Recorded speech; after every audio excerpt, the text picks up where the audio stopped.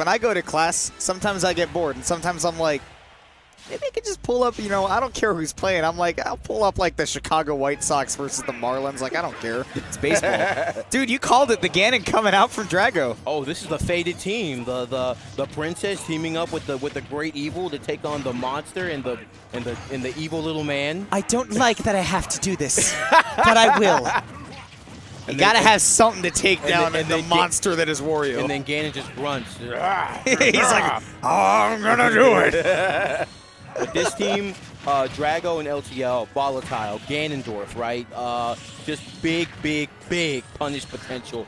And LTL just, all right, I'm gonna Fayor's win here, and that night from platform to platform. From platform to platform. Sick. Dude, this is literally just against Ganondorf with biased stage hazards. But LTL putting in the work right now. It's like I'm a lady, but I can handle it myself. Don't worry. Yeah. I got the magic on my side. I don't need a sword. Neither does Tenni, though. He just needs a big head. Man, going big on big, so Tenni knocking off that stock off Drago. But like the laner still doing so much work, and that edge guard with the neutral B, so sick.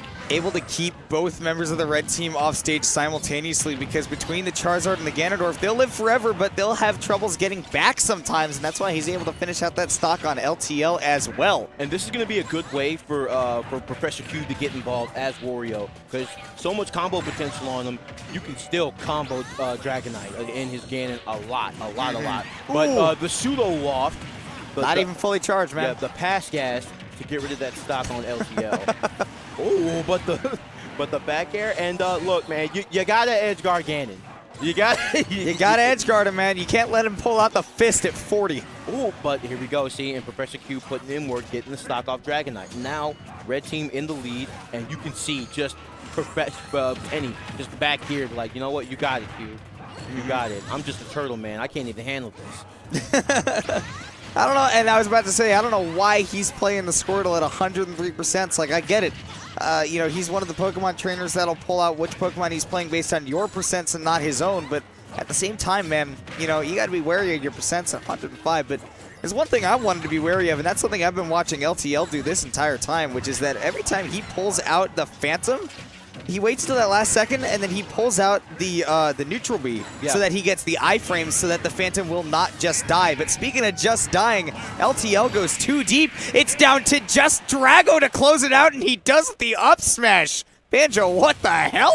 That's the crayon eating special. You see Drago blood. Dragonite just flicking up the C stick like, yeah, bro, this is high level gameplay. Dude, Dragonite says, yo, can I get a vodka cran, but it's a vodka with a cran in it? just this waxy drink, like, yeah, it's like sublime. I can't taste it, but I don't need to. I just need to taste the sweet taste of victory. And the sweet taste of rubber when I roll my face on the C stick. Oh my goodness. And like, that's how volatile it got, like, so quick. It was at the end of the game, and Drago was just like, look, if you land wrong, I'm going to have to punish you with the hardest possible punish, and I'm Ganon, so everything on me is definitely big boy, double XL. But now, if you come anywhere near me, I'm swinging, and I mean swinging. But now we're going into a Game 2, and Drago and LTL, losers quarterfinals. Yeah, getting into that top 5 action, man. Looking at 2 of the 5 best teams at this tournament.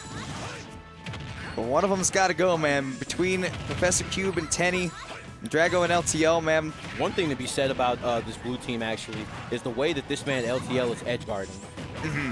No, I mean, I was mentioning it there at the beginning of Game 1 where he had both Tenni and Cube off stage at the same time and just continually edge guarded them with the neutral B. I mean, you're talking about how linear the recoveries are on the blue team on the red team, and he's able to take advantage of that.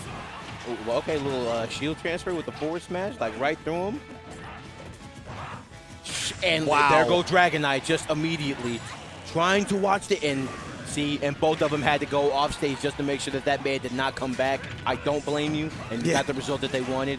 But Tenni getting that stock taken off of him, and edge guarding this Ganon is going to be one of the keys to success.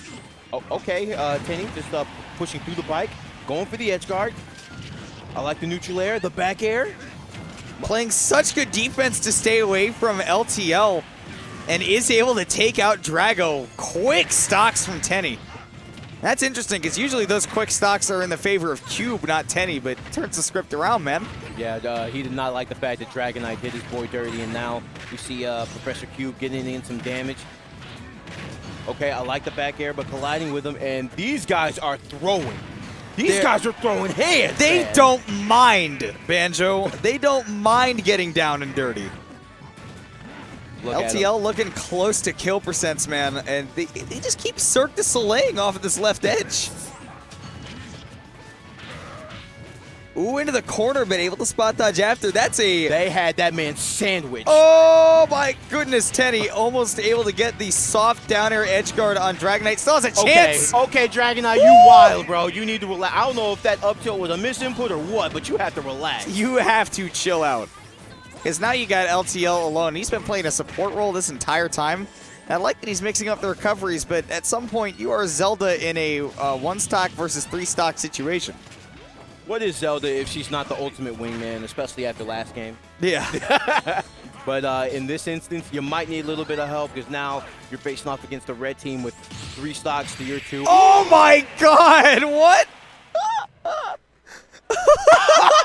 Yo! He got the auto link. He got the auto link triple parry into the Wario down smash. or into the forward tilt. Oh my god, dude. Sick, dude. Oh my god. That is the most satisfying string of sounds I've ever heard. Just what did the 5 fingers say to the face? Slap. Say goodbye. It's like when Lucy in Peanuts is like, I have 5 good reasons for you, and she just starts counting as she rolls her fingers up into a fist, and Linus just goes like, yeah, those are good reasons. It's like Wario's got the same thing on deck, man. Oh my god. That is wild, and like that Big switch up. You were saying the volatility, the ability to just switch up the characters the whole time, man. Going into Game 3, LTL and Drago are not satisfied with the performance of their characters in that last one, so they say, hey, small stage, let's go for these big kills with the Peach, or rather the Daisy and the Mario. You know, what do you think about a Drago Mario? A Drago Mario. I mean, honestly, I kind of like this better just because it's like, okay, so last game, we got combo. We got combo for a good chunk of the game. Yes, I'm tired of it. So let's go for a smaller character. We're going to build some damage, and then we're going to go for those hard read kills when we need it. And actually, Peach, I think, is the perfect character for that just because her aerials are so strong. Yes, very strong aerials, extremely early to kill. You know, one of the main reasons that she's seen as one of the strongest characters in this game. But you want to talk about things that are strong. Put Charizard down there on the list. Oh, wow, turnaround. Tip your waiter, baby. Good up B to send him packing. Now Professor Q at 2 stocks and looking like a relatively even game. Yeah, no, we saw some crazy action from both sides of the dirt, man. I'd like to see where that heads. I mean, LTL definitely looking worse for wear out of everybody. 101 on a not heavy character to be nice about it. Look at him, and every time that was insane. He punished him for jabbing and then was able to back air him, but not kill him. Good damage on him, though. And like I said, bro, these guys aren't interested in tactics. If my move beats your move, then it is what it is. Oh, and Bike beats most things. I will put that out there. It is strong, and it will beat you. Do not try to attack it, man. Just leave it to Wario. Oh, my goodness. Leave it to LTL to get that creative recovery to try to weave around Professor Cube's crazy airspeed. Peach and Daisy, you know, they got the pretty good airspeed themselves. Oh, and he literally almost got taken off that bike. Great support by Drago, though. I like the wherewithal between with LTL for that. That is insane. Sticking with it, man, and he just lets Drago come over there, support him, and eventually get the kill. Game's pretty even up, but Professor Cube with a 0% SD. What happened? And Professor Cube's mouth is wide open. He's like, yo, I am so sorry that you have to deal with this. And now you are at the mercy of LTL and Dragonite. And when it gets 2v1, it's meme time. It's the meme team after this. Uh-oh. I thought he was going to wait for that return to go for the forwarder, man. That's like a Smash 4 air dodge. Okay, Okay, going for a cape, going for some crazy stuff. Love the safe taps on shield by Tenni. See how he makes that recovery using that Squirtle wall jump. Excellently done, but once again, just having trouble getting a foothold on the... Oh my god, that was so ballsy. Ooh, trying to catch LTL, dropping shield after he runs right past with that forward smash. And then, if you're LTL, you still got to be careful. You might want to relax, man. You at 121, almost dying? Put on that reaction time, man. I want to see LTL pull it out. Wall stick and get back up. I was about to say, y'all got to make a move quick. 109, it's not going to be enough. Good change. Good change. Has to switch to the Charizard and use the Flare Blitz to get back. Drago ready for it. But man, is Charizard chunky. Oh my goodness. This is, Oh, wow. She literally flies with the side B. Literally. Straightforward, man. Literally flying, diving with it. So that, I believe that's it. I think that's a best of 3, but I could be wrong. Losers quarters? Losers quarters, it could be best of 5. I'm not sure. Okay. I believe it. I believe it. It looks like, man, red team maybe getting another chance at that. It looks like that that last kill on his teammate, man, or the SD from Cube, not going to be the end of times for him right there. They still got a chance to pull it back, but they got to make the adaptation to the new characters that this blue team's pulling out, or, you know, maybe they only got to make half an adaptation because LTL going back to the Zelda. Come on, and what map we going to, man? It looks like we're going to Smashville, Banjo. I think that's what I saw them select. Yeah. And I would say that that's not a totally bad choice for these guys because they're able to cover a lot of horizontal distance with the Wario, and they're able to cover, you know, any of those off-stage, you know, attempts to just drift right back to the ledge with the Ivysaur, with the Charizard. A lot of utility, you know. I just think a really good team composition in general from the red team for this stage. Yeah, I would consider that platform kind of like a house. You know what I'm saying? It's a safe place where you can put projectiles, and if you put another person on top of that, then well, you might as well have a fort. But right now, even percentages between basically all the team members right now, 90, 90, 90, and then 60, 70 respectively. And man, I'm trying to see how that first stock's going to be taken, and it looks like I got to just eat my words because LTL actually takes the first stock on his teammate. Drago dropping the stock and trying to get back. A little bit of greedy play there from the blue team, but we'll see if they can turn that around. Got the red team in a perilous position right now. Both of them getting close to kill percents at least. I don't think either of these guys are reasonably, to say at kill percents. That edge guard was insane. Galaxy so many brain. tools. Galaxy brain. This man put the knight on the ledge and then up-beat and hit him with the up-beat 2 ways. There was only one way he was going to recover. And the up throw from Zelda. Dude, Zelda's got so many tools that she may as well be a Lowe's. Yeah. Head on over to Tool World, man. That's what I'm... Oh my goodness, and Dragonite almost dying off that, and he died anyway. The edge guard by Tenni. Sick! I'm telling you, man, the dare's so good. I am disgusted by how disjointed that move is. It's so good. Just encompasses ledge. Like, I dare you to come back here. I dare you. And now we see Dragonite playing with a little bit more aggression. He's like, bro, I'm tired of this. I'm down to 1 stock. I'm supposed to be supporting LTL, and now I have to play like behind. And he's like, nah, not gonna happen. I'm out here swinging, but it was good by Tenni to dare him to try to go off stage without a double jump. He was like, hey, if you want to extend this combo, by all means, but I'm over here now. Close to range, Razor Leaf reads LTL going to that platform and then connects the Vine Whip to finish it. Tenni, once again, man, you're talking about the strings this guy can put together. He's been proving it in doubles. LTL going off stage and SDing at 0. It goes one way in game 3, and it goes the same in game 4. So now we might be looking at a game 5 situation. Oh my God. And here comes Why the giant did fist. that work? Are you kidding me? Double up smash. We need to be a little bit. Come on. Double? I'm sorry. Who said double? Because to me, okay, you're talking about how he took the other stock. Because I was saying that looked like a good 7 or 8. That looked like the octuple up smash.